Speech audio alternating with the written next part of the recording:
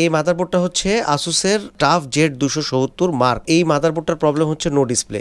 এই ধরনের মাদারবোর্ডগুলো এইরকম বড় টাফ গেমিং সিরিজের নো ডিসপ্লে প্রবলেম হলে আমরা কিভাবে মাদারবোর্ডগুলোকে চেক করব সেই বিষয়টা নিয়ে আজকে আলোচনা করব এবং এগুলোর স্টেপ বাই স্টেপ সিস্টেমটা বুঝাই দেবো। ডায়াগ্রাম আছে আমার কাছে, বোর্ড ভিউ আছে, সবকিছু দিয়ে আপনাদেরকে দেখাই দেবো যে এই মাদারবোর্ডগুলোকে কিভাবে ট্রেস আউট করতে হয়। তো মাদারবোর্ডটা বলতেছিলাম আসুসের টাফ জেড 270 মার্ক। তো এখন আমরা কি করব, মাদারবোর্ডটাকে সুইচ করব। তো মাদারবোর্ডটার প্রবলেম হচ্ছে নো ডিসপ্লে। মাদারবোর্ডটা অনেক বড়, তাই বলে কিন্তু মানে মাদারবোর্ড দেখে আপসেট হওয়ার কিছু নাই যে এই মাদারবোর্ডের কোথায় কি পার্টস সেটা আছে বোর্ড ভিউ থেকে জানা যাবে যে কোথায় কোন কম্পোনেন্টস আছে।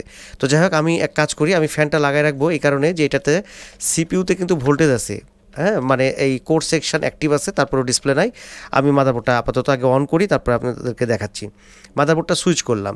এখন মাদারবোর্ড যদি কোনো কারণে ডিসপ্লে না আসে তাহলে সেক্ষেত্রে আমরা কিভাবে চেক করব সেই বিষয়টা নিয়ে যেহেতু আজকে ভিডিও করব। মাদারবোর্ডটা রিস্টার্ট নিচ্ছে, এখানে আমার ডিবাগ কার্ডটা আছে, এখান থেকে আমি জাস্ট এর স্ট্যাটাসটা দেখতে পারবো।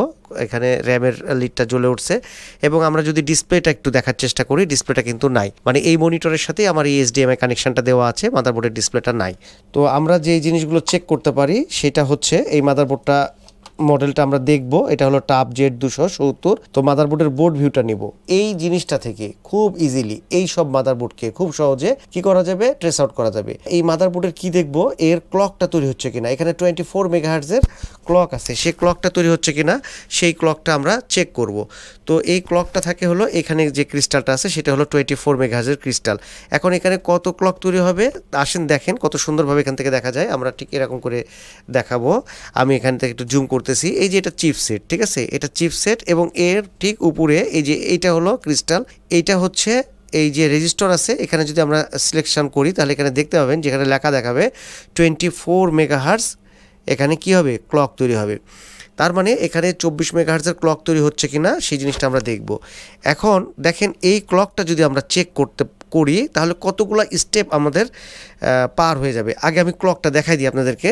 তো ক্লক চেক করার জন্য আমাদেরকে কি করতে হবে, হেল্প নিতে হবে ডিওসোর। আমরা প্রপটাকে রাখতেছি এখানে, তারপরে আমরা এখান থেকে এই গ্রাউন্ডের সাথে প্রপটার একটা অংশ দিলাম এবং আমরা চেক করব।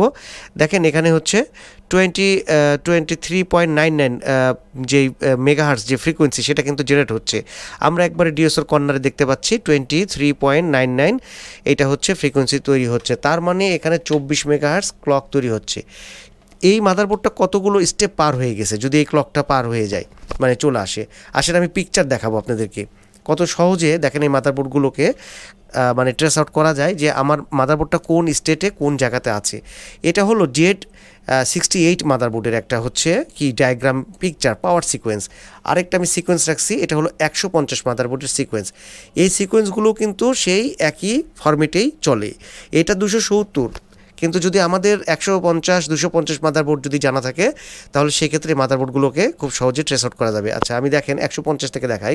এই মাদারবোর্ডের প্রথম যে 1 নাম্বার যে সিকোয়েন্সটা আছে সেই 1 নাম্বার সিকোয়েন্সে এখানে কি লেখা আছে দেখেন, 5 ভোল্ট স্ট্যান্ড বাই তৈরি হবে। এই 5 ভোল্ট স্ট্যান্ড বাই থেকে আপনার হচ্ছে একটা মসফেট হয়ে এটা 5 ভোল্ট ডুয়াল, তারপর 3 ভোল্ট ডুয়াল হবে এবং একটা রেজিস্টার হয়ে আরএসএম আরএসটি এটা চলে যাবে, চিপসেটে যাবে। এবং দেখেন এই 5 ভোল্ট স্ট্যান্ড বাই আবার 3 ভোল্ট ডুয়াল পিসিএস হবে এবং সেটা হলো কোথায় যাবে, চিপসেটে যাবে। এবং এইটা হচ্ছে আরেকটা 3 ভোল্ট ডুয়াল পিসিএস থেকে এই নাম্বারিংগুলো কতগুলো নাম্বার পার হচ্ছে আমি এখানে দেখাচ্ছি। আমি যখন এখানে 24 মেগাহার্টজ ক্রিস্টালটা চেক দেব, এর মাধ্যমে আমার 16 নাম্বার পিন পর্যন্ত কিন্তু আমি চলে যাব। আমার ক্লক তৈরি হচ্ছে, তার মানে আমার 16 নাম্বার পিনের আগে যেটা আছে 15টা যেই আপনার হচ্ছে মানে পিন পয়েন্ট আছে সেগুলো কিন্তু সব পার হয়ে যাবে, ঠিক আছে। তারপরে এইটা আরএসএম আরএসটি চলে আসবে আয়োর কাছে, এই পর্বগুলো সব হয়ে যাবে এবং সবগুলোর পাওয়ার ওকে। যেমন কি পাওয়ার ওকে, অল পাওয়ার ওকে, এখান থেকে পিসিএস যে পাওয়ার ওকে, তারপরে আপনার ভির্যাম পাওয়ার ওকে, এই পাওয়ার ওকেগুলো সব জেনারেট। আমি এইখান থেকে দেখা দিচ্ছি আপনাদেরকে। দেখেন এখানে লেখা আছে এন পিসিএস ভির্যাম পাওয়ার গুড, তারপরে কি লেখা আছে অল পাওয়ার ওকে, ঠিক আছে, পিসিএস পাওয়ার ওকে, সিস্টেম পাওয়ার ওকে। এই এতগুলো পাওয়ার ওকে যখন কোথায় যাবে, এই চিপসেটে যাবে। চিপসেট কি করবে, ক্লকটাকে আউটপুট করবে, ক্লক জেনারেট মানে ক্লক সেকশনটা অ্যাক্টিভেট হবে। তার মানে এই পাওয়ার ওকেগুলো সব এখানে চলে যাচ্ছে। যতগুলো পাওয়ার ওকে আছে, সিস্টেম পাওয়ার ওকে, পিসিএস পাওয়ার ওকে, তারপরে এনপিসিএস, ভিআরএম পাওয়ার ওকে, অল পাওয়ার ওকে, যতগুলো পাওয়ার ওকে আছে সব পাওয়ার ওকে কিন্তু পার হয়ে যাচ্ছে, যার কারণে ক্লকটা আমার অ্যাক্টিভেট হয়ে যাচ্ছে। তাহলে সেক্ষেত্রে আমি একটা পয়েন্টের মাধ্যমে এই 24 মেগাহার্জ ক্লক তৈরি হয়ে যাচ্ছে। আমার এই 16 নাম্বার পিন পর্যন্ত কিন্তু আমার চেক করা শেষ, কিন্তু আমার মাদারবোর্ডের ডিসপ্লে আসতেছে না। এখন আমার এরপরে কি আছে দেখেন, কত সহজ। এরপরে আছে দেখেন পিএলটি রিসেট, প্ল্যাটফর্ম রিসেট আছে, তারপরে আছে হচ্ছে আপনার সিপিইউ রিসেট, সিপিইউ পাওয়ার ওকে, এবং ফাইনালি হলো দেখেন 21 নম্বরে আছে পিসিআই রিসেট। পিসিআই রিসেট আছে না? আচ্ছা, পিসিআই রিসেটটা আমাদের লাস্ট রিসেট, এই রিসেটটা হতে হবে। তো রিসেট না হলে কিন্তু ডিসপ্লে আসবে না। তো পিসিআই রিসেট যদি আমরা চেক করতে যাই, পিসিআই রিসেট আমরা এখানে দেখতে পাবো। পিসিআই রিসেট এটা হচ্ছে আইও চিপ, এবং আইওর হচ্ছে এখানে পিসিআই, আমি যেখানে সিলেকশন করছি দেখেন এখানে লেখা আছে পিসিআই রিসেট। ও আচ্ছা, আরেকটা জিনিস আপনাদেরকে দেখাই, এই যে আসুস টাফ জেড 270 এই মাদারবোর্ডটার আরেকটা বিষয় আছে, এটার যে একটা ডায়াগ্রাম আছে এখানে কিন্তু সব কিছু বলা আছে। প্রথমে আরটিসি রিসেট থেকে শুরু করে স্ট্যান্ড বাই ভোল্টেজ তৈরি হবে, তারপরে 5 ভোল্ট 3 ভোল্ট স্ট্যান্ড বাই হবে, আরএসএম আরএসটি হবে, পাওয়ার বাটন দেওয়া হবে, তারপরে এগুলো সিগন্যালগুলো আসবে আপনার হচ্ছে চিপসেট থেকে, পিএস অন লো হবে, তারপরে এই 12 ভোল্ট 5 ভোল্ট 3 ভোল্ট সাপ্লাই থেকে কী হবে আউটপুট হবে, তারপরে এগুলো ওই যে পাওয়ার ওকে, যে পাওয়ার ওকেগুলো বলতেছিলাম ভিআরএম পাওয়ার ওকে, এটেক্স পাওয়ার ওকে, অল পাওয়ার ওকে, এগুলো তৈরি হবে, তারপরে হবে ভিআরএম অ্যানাবল হবে, এবং এই যে ভিআইডি এসভিআইডি, এই এসভিআইডি ভিআইডি ডাটা ক্লক অ্যালার্ট, এখানে ডাটা ক্লক অ্যালার্ট এই তিনটার মাধ্যমে এই সিপিইউ কী করবে, আমি একটু পাওয়ারটাকে বন্ধ রাখতেছি কারণ আমার এটা যেহেতু লক নাই প্রসেসরটা হিট হয়ে যাবে। এই সিপিইউ ভিআরএম চিপকে বলে দিবে তার কত ভোল্টেজ দরকার, তারপরে কি হবে সিপিইউ ভোল্টেজটা তৈরি হবে, সিপিইউ ভোল্টেজটা তৈরি হবে, তারপরে সিপিইউটা রিসেট হবে, ভিকোর হবে, এবং লাস্টে ফাইনালি দেখেন পিসিআই রিসেট আছে। তো আমরা লাস্ট এই মাদারবোর্ডের লাস্ট যে পিন পয়েন্ট চেক পয়েন্ট সেটা হলো পিসিআই রিসেট, সেটা আছে কিনা সেটা আমরা চেক করব। তো আমরা এই জন্য মাদারবোর্ডটাকে আবারও অন করব। তো সেই ক্ষেত্রে আমরা লাস্ট কোন জায়গাতে যাই চেক করতে হবে সেটা আপনারা দেখেন যে কেন মাদারবোর্ডটা ডিসপ্লে আসতেছে না। তো আমি মাদারবোর্ডটা সুইচ করছি, আমরা হচ্ছে মাদারবোর্ডের এখানে আমরা চেক করব। আমি এক কাজ করি, এখান থেকে ডিবাগ কার্ডটাকে আমি এখান থেকে রিমুভ করে রাখি, তাহলে দেখতে সুবিধা হবে। এখানে একটা নেটওয়ার্ক রেজিস্টার আছে, ঠিক আছে, যে নেটওয়ার্ক রেজিস্টারটা আমরা এখান থেকে দেখতে পাচ্ছি, এই যে রেজিস্টারটা, এই রেজিস্টারের এই পাশে 2 নম্বর পিনে আমরা দেখব পিসিআই রিসেট। তো আমরা এখান থেকে প্রপটাকে রাখছি, তো প্রপটাকে আমি এইখানে দিলাম 2 নম্বর পিনে। এই যে পিসিআই রিসেট 3.3 ভোল্ট এটা কিন্তু হচ্ছে, দ্যাটস মিন আমার পিসিআই রিসেট হচ্ছে। তো আমার লাস্ট যে জেনারেটটা পিসিআই রিসেট সেটা কিন্তু হয়ে গেছে। তো এই রিসেটটা হয়ে গেলে এখন আমাদেরকে কাজ করতে হবে, ডিসপ্লে যেহেতু আসতেছে না, তো সেক্ষেত্রে মাদারবোর্ডে আর একটা জিনিস চেক করার বিষয় আছে যে আমার ডাটা আউটপুট হচ্ছে কিনা। আসেন সেই জিনিসটা আমরা একটু দেখব। সেই জিনিসটা দেখতে গেলে আমাদেরকে চেক করতে হবে বায়োসে, এখানে আমরা চেক করব যে আমার ডাটা আউটপুট হচ্ছে কিনা। আমি প্রপটাকে রাখবো, আমি প্রপটাকে রেখে আপনাদেরকে দেখাবো যে মিটারটাকে আমাকে ডিওসটাকে একটু সেটিংটা ঠিক করে নিতে হবে। সেটিং ঠিক করে নিলাম। আমি এখানে মাদারবোর্ডটাকে অন করব। অন করলে আমি যখন অন করতেছি আপনারা একটু খেয়াল করবেন, এইখানে আমার মানে ভোল্ট হচ্ছে 1, ঠিক আছে, এটা একবার উঠবে, এবং যখন ডাটা আউটপুট হবে তখন কি হবে, এইটা বারবার কাউন্টডাউন হবে, সেখান থেকে বোঝা যাবে যে ডাটা আউটপুট হচ্ছে বায়োস চিপ থেকে। তো আমরা এক কাজ করব, এখন সুইচ করব, একই সাথে আমরা কিন্তু ফলো করব যেখানে কাউন্টডাউনটা হচ্ছে কিনা। যদি কাউন্টডাউন না হয় তাহলে ডাটা আউটপুট হচ্ছে না। তো সেক্ষেত্রে আমরা সুইচ করছি মাদারবোর্ডটা, হ্যাঁ মাদারবোর্ডটা অন হয়েছে, অন যে হয়েছে সেটা একটু আমরা দেখব। হ্যাঁ, এবার আমরা এখানে দেখব যে কাউন্টডাউন হচ্ছে কিনা। আমার কিন্তু প্রপটা আছে ঠিক 2 নম্বর পিনে, আমি একটু পিনটা দেখাবো, আমি এইভাবে দেখাই, প্রপটা আছে হচ্ছে 2 নম্বর পিনে আমি রাখছি। এখন কিন্তু ভোল্টেজটা কাউন্টিং হচ্ছে না, ঠিক আছে, মাদারবোর্ড কিন্তু অন, 2 নম্বর আমার মানে ডাটা আউটপুট হচ্ছে না। এবং চিপ সিলেক্ট পিনটাতে যদি আমি দেখি, চিপ সিলেক্ট পিনটা দিয়েও কিন্তু খুব সুন্দরভাবে ট্রেস আউট করা যাবে। আমি মাদারবোর্ডটাকে অফ করছি, আবার অন করব, এবার আবারও আমি অন করতেছি। আমার পিসিআই রিসেট কিন্তু আছে, আমার 24 মেগাহার্জের ক্লক আছে। আচ্ছা, এবার আমি দেখব এখানে কোনো রকম চিপ সিলেক্ট কিন্তু নাই, এখানে চিপ সিলেক্ট হবে, ঠিক আছে। আচ্ছা, মাদারবোর্ডটা কিন্তু অফ হয়েছে, রিস্টার্ট যেহেতু নিচ্ছে। আচ্ছা, আমরা আরেকবার দেখব, এবার ডিওসোর দিকে খেয়াল করব, এখানে চিপ সিলেক্ট হলে এটা লো হবে, লো হয়ে আবার আপ হবে, আবার লো হবে। তো এখন এইখান থেকে এই 1 নম্বর পিন থেকে আমরা বুঝতে পারছি যে এটা চিপ সিলেক্টও নাই। সো আমরা বায়োস চিপটাকে আমরা রিপ্লেস করে প্রোগ্রাম করে আমরা দেখব। তো আপাতত মাদারবোর্ডটাকে আমি অফ করে দিচ্ছি, অফ করে আমি আমার এই কাজগুলোকে শেষ করে তারপরে আমি আবারও ভিডিওতে আসতেছি। তো আমি জাস্ট আপনাদেরকে শেয়ার করলাম আজকে এখান থেকে যে শুধুমাত্র আমরা ক্লকটাকে দেখে বাকি 15টা সিগন্যাল আমরা পাস করে আসতে পারি। রিসেটের মাধ্যমে আমরা জানতে পারি যে রিসেটের লাস্ট পিসিআই রিসেটটার মাধ্যমে চেক করে বলতে পারবো যে মাদারবোর্ডের কোন জায়গায় কি অবস্থাতে আছে পিসিআই রিসেট। কারণ হচ্ছে পিসিআই রিসেট হওয়ার আগে কিন্তু আমাদের সিপিইউ রিসেট হবে এবং সেই সাথে প্ল্যাটফর্ম রিসেট হবে। তো এই রিসেটগুলো হয়ে যাচ্ছে। আর সিপিইউ পাওয়ারও তো অবশ্যই হতেই হবে, যেহেতু পিসিআই রিসেট আমার মানে হচ্ছে, তো যার কারণে এই পাওয়ারও তো অবশ্যই থাকবে।